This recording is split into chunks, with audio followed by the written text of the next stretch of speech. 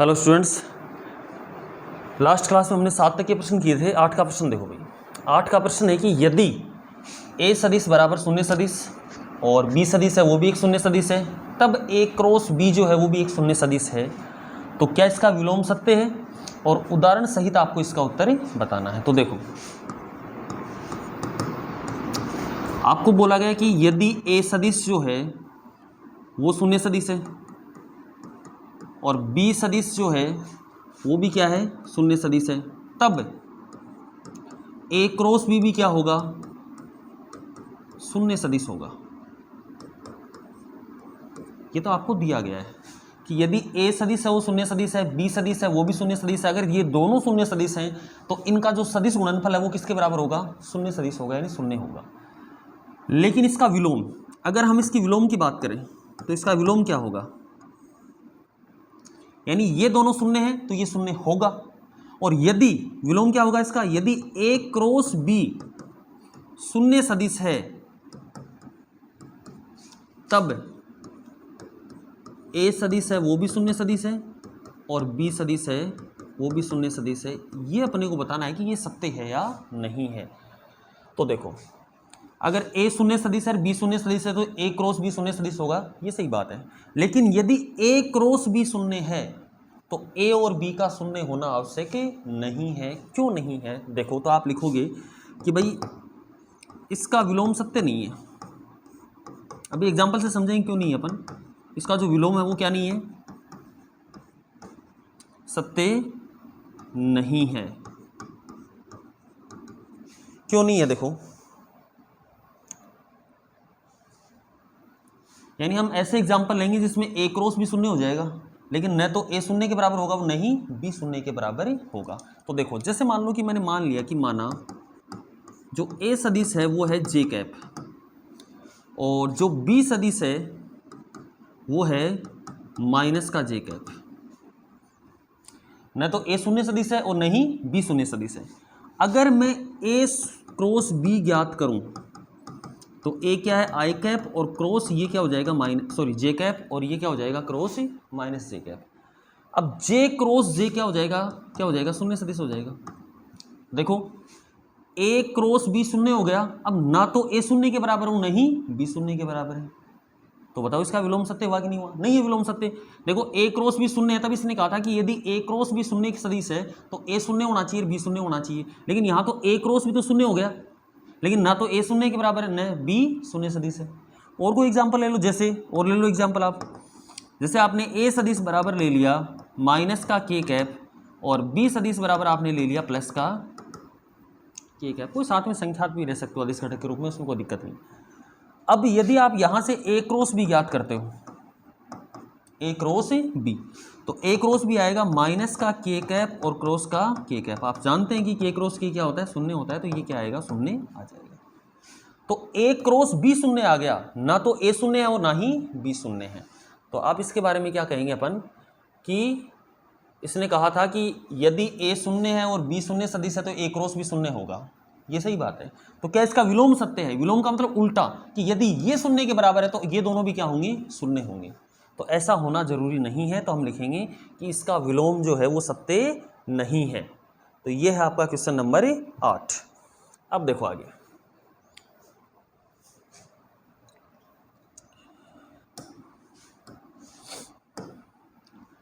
अगला क्वेश्चन है question number 9। अब देखो, 9 का और 10 का क्वेश्चन आप खुद करेंगे, मैं थोड़ा सा समझा देता हूं इसको।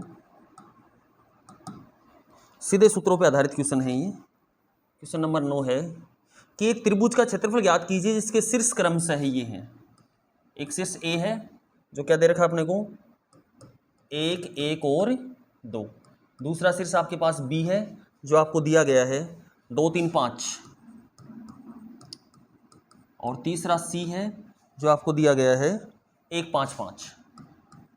और त्रिभुज का क्षेत्रफल आपको ज्ञात करना है। इससे अगला क्वेश्चन चतुर्भुज का क्षेत्रफल है। तो देखो, यहाँ पे आपको सीधे सूत्रों पे आधारित प्रश्न है, मैं थोड़ा सा समझा देता हूँ, करना आपको है। आप एक रफ डायग्राम बनाइए इसका त्रिभुज का।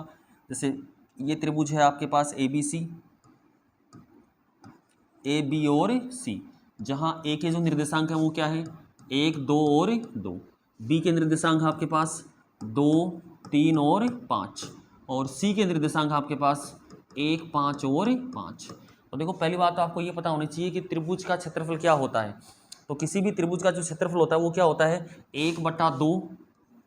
त्रिभुज का क्षेत्रफल क्या होता है 1/2 और a क्रॉस b का परिमाण, जहाँ पे a और b इसकी दो संलग्न भुजाएं हैं। दो संलग्न भुजाओं का मतलब एक ही शीर्ष से निकलने वाली दो भुजाओं को हम क्या कहेंगे, उसकी संलग्न भुजाएं। तो पहली बात तो आपके पास इसकी संलग्न भुजाएं है ही नहीं, तो आप निकालो इसकी संलग्न भुजाएं। कैसे निकालेंगे देखो, पहले मैं निकालता हूँ, चाहे आप शीर्ष सी ले लो, चाहे a ले लो, चाहे b ले लो, कोई सा भी ले लो आप। पहले मैं निकालता हूँ bA सदिश।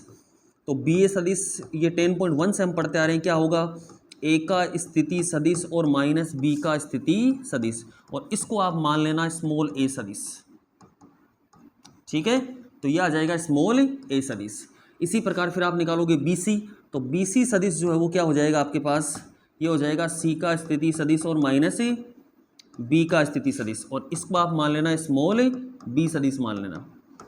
तो आप निकालेंगे BA और BC, इसको आपने A सदिश माना है, इसको आप क्या मान लोगे B सदिश। बस अब सूत्र में मान रखना है, सिर्फ दो संलग्न भुजाएं आपके पास आ गई, और जब दो संलग्न भुजाएं आपके पास आ गई तो इसका क्षेत्रफल क्या होगा, एरिया ऑफ ट्राइंगल किसका ABC का जो क्षेत्रफल होगा वो क्या हो जाएगा हाफ A क्रॉस B का परिमाण वर्ग इकाई। तो क्या करेंगे आप, पहले आप A और B तो आपके पास आ गया है, पहले आप निकालोगे A क्रॉस B, तो सदिश गुणा आपको सबको आना चाहिए, फिर उसको गुणा क्या निकालोगे उसका, यानी A क्रॉस B ज्ञात करके उसका परिमाण ज्ञात करोगे, फिर उसमें 2 का भाग दे दोगे, तो ये आ जाएगा आपके पास क्वेश्चन नंबर 9, यानी त्रिभुज का क्षेत्रफल आपके पास आ जाएगा। अब देखो क्वेश्चन नंबर जो 10 है वो भी आप खुद करेंगे। यहाँ पर आपको त्रिभुज का क्षेत्रफल पूछा है और वहाँ पर आपसे पूछा है चतुर्भुज का क्षेत्रफल। क्या प्रश्न है देखो, क्वेश्चन नंबर 10 है, एक समांतर चतुर्भुज का क्षेत्रफल ज्ञात कीजिए जिसकी संलग्न भुजाएं, देखो ये और भी आसान है, सीधी आपको संलग्न भुजाएं दे दी, शीर्ष देता तो आपको संलग्न भुजा निकालनी पड़ती जैसा आपने पिछले प्रश्न में किया था। यहां पे आपको सीधी आपको संलग्न भुजा, अब कोई सी भी दो संलग्न हो सकती है, वो AD और AB हो सकती है, वो DC और DA हो सकती है, वो BA और BC हो सकती है, वो CD और CB हो सकती है।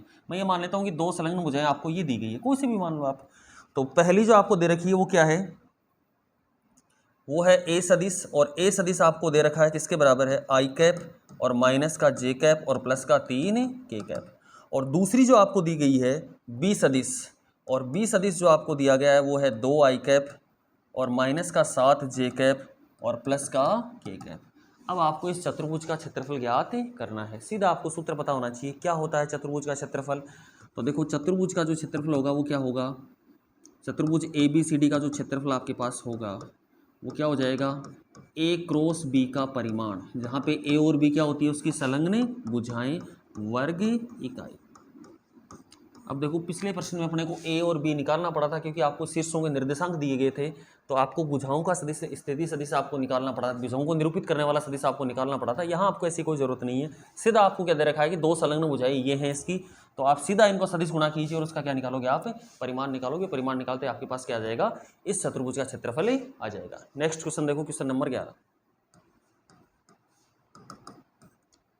क्वेश्चन नंबर 11 है, मान लीजिए कि A सदिश और B सदिश इस प्रकार से हैं कि A का जो परिमाण है वो कितना है 3 है, और B का जो परिमाण आपको दिया गया है वो क्या है √2/3 है, और A क्रॉस B एक मात्रक सदिश है।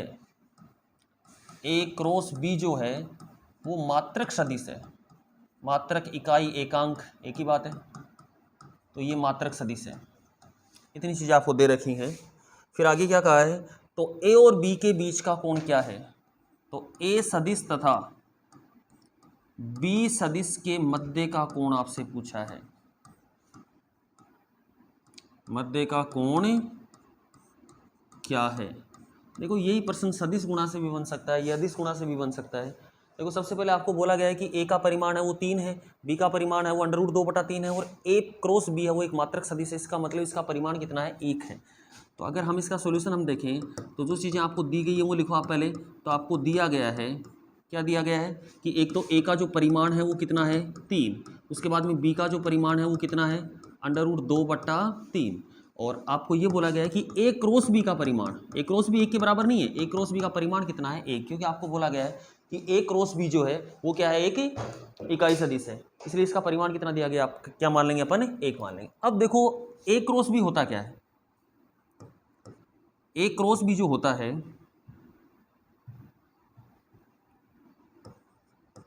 ए क्रॉस बी क्या होता है, ए का परिमाण, बी का परिमाण, साइन थीटा और एन कैप, जहाँ पे थीटा क्या होता है ए और बी के मध्य का कोण, और यही आपसे पूछा है कि ए और बी के मध्य का कोण ज्ञात कीजिए। लिख दो भाई, थीटा जो है वो क्या है, ए सदिश तथा बी सदिश के मध्य का कोण, ए सदिश तथा बी सदिश के मध्य का कोण, और यही आपको ज्ञात करना है। प्रश्न में यही आपसे पूछा गया है कि ये सब दे रखा है और फिर आपसे पूछा है कि इन दोनों के मध्य का कोण ज्ञात कीजिए, जो हम थीटा मान रहे हैं। अब देखो यहाँ पर ए क्रॉस भी आपको नहीं दिया गया, परिमाण दिया गया, तो आप ऐसा करो कि दोनों पक्षों का परिमाण निकाल लो। तो दोनों पक्षों का यदि आप परिमाण निकालेंगे तो ये हो जाएगा ए क्रॉस बी का परिमाण, ये ए का परिमाण पहले से ही है, ये बी का परिमाण पहले से ही है, साइन थीटा है वो वैसे ही अदिश राशि एक संख्यात्मक मान है, तो इसका परिमाण तो क्या रहेगा, साइन थीटा रहेगा। एन कैप का परिमाण क्या हो जाएगा, 1 हो जाएगा। ठीक है, उसके बाद में ए क्रॉस बी का जो परिमाण आपको कितना दिया गया है वो 1 आपको दिया गया है। ए का परिमाण कितना दिया गया आपको, वो दिया गया है 3। बी का परिमाण आपको कितना दिया गया है, वो √2/3, और साइन थीटा की जगह साइन थीटा और इंटू में 1 है। अब यहाँ से 3 को इससे काटोगे तो कितना हो जाएगा भाई, ये तो ये हो जाएगा 1 बराबर 3 और 3 से 3 कट जाएगा, क्या बचेगा √2 और साइन थीटा। तो साइन थीटा की जो वैल्यू आपके पास आ जाएगी वो क्या आ जाएगी, साइन थीटा बराबर 1/√2, और साइन थीटा में 1/√2 मान किसका होता है भाई, तो इसकी जगह मैं लिख सकता हूँ साइन π/4। तो थीटा का मान यहाँ से आपसे पूछे तो कितना आ जाएगा π/4। तो ए सदिश तथा बी सदिश के मध्य का कोण क्या हो गया, ए सदिश तथा बी सदिश के मध्य का कोण, तो ए सदिश और बी सदिश के मध्य का कोण आ गया आपके पास π/4। देख लेना कौन से ऑप्शन के अंदर है। अब यही चीज़ें आपको अदिश गुणा से भी दे सकता है, और अदिश गुणा से हम कर भी सकते हैं, इसको भी कर सकते हैं अदिश गुणा से, हमें तो कोण निकालने से मतलब है। तो देखो अदिश गुणा से हम कैसे करेंगे, अगर आप देखो तो आपको दिया गया था, दोबारा से देखो इसी प्रश्न को आप, ए का परिमाण कितना था, ए का परिमाण आपको दिया गया था 3, और बी का जो परिमाण है वो कितना दिया गया आपको √2/3, और आपको ये बोला गया कि ए क्रॉस बी का जो परिमाण है, ए क्रॉस बी, इसका जो परिमाण है वो कितना आपके पास 1 है, यानी इसका परिमाण कितना है 1 है। अब देखो यहाँ से सीधा अगर सूत्र आपको याद है तो सीधे सूत्र से भी कर सकते हो, जैसे मैंने आपको बताया था कि हम दो सदिशों के मध्य का कोण सदिश गुणा से कभी नहीं निकालेंगे क्योंकि इसमें टाइम ज़्यादा लगेगा। बाकी बताया था मैंने आपको फॉर्मूला क्या होता है कि ए क्रॉस बी और बट्टे में क्या आएगा, ए का परिमाण और बी का परिमाण। यहाँ पे आप ए क्रॉस बी के परिमाण की वैल्यू रखिए, ए के परिमाण की वैल्यू रखिए, बी के परिमाण की, अगर ये तो मैंने तब बताया जब आपको सूत्र याद नहीं है। बाकी मैंने आपसे ये कहा था कि अदिश गुणा से, यानी दो सदिशों के मध्य का कोण आप लगभग किससे निकालोगे, अदिश गुणा से निकालोगे, क्योंकि अदिश गुणा में टाइम अपने को कम लगता है।